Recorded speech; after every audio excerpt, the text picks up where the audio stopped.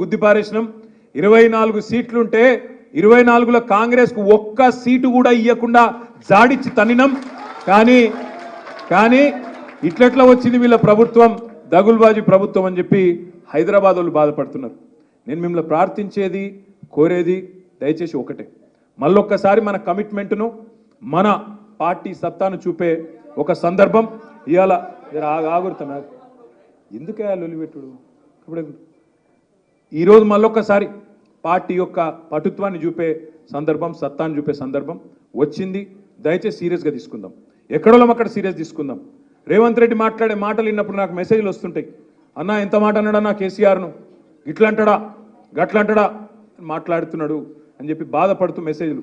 అన్నాగా YouTube ఇట్లా తిడుతున్నాడు అట్లా తిడుతున్నాడు, మాకు రేషం వస్తుంది తన్నాలనిపిస్తుంది అని చెప్పి మెసేజ్లు పెడుతుంటారు. నేను ఒకటే అంటున్నా, ఎవరిని తన్నిలు అవసరం లేదు, గుద్దులు అవసరం లేదు. ఓటు గట్టిగా గుద్దుతే మళ్ళా పార్లమెంటులో మోత మోగితే అందరు మొరిగే ప్రతి ఒక్కరికి సమాధానం చెప్పినట్టు అవుతుంది. రేవంత్ రెడ్డి నుంచి మొదలు పెడితే యూట్యూబ్లో మొరిగే కుక్కల దాకా అందరికి సమాధానం చెప్పాలంటే మన గెలుపే దానికి సమాధానం అవుతుంది తప్ప ఇంకొకటి కాదు. ఇంకొక మాట కూడా నేను మీకు విజ్ఞప్తి చేస్తున్నా, మాకు కూడా ఉంది బాధ.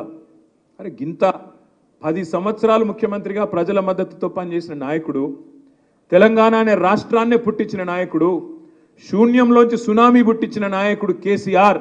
అట్లాంటి కేసీఆర్ను పట్టుకొని నోటికొచ్చిన మాటలు మాట్లాడుతుంటే మీకెంత బాధ ఉందో నాకు కూడా అంతే బాధ ఉంది.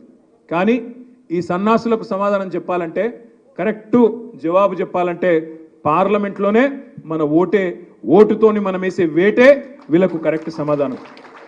బాధ ఉంది.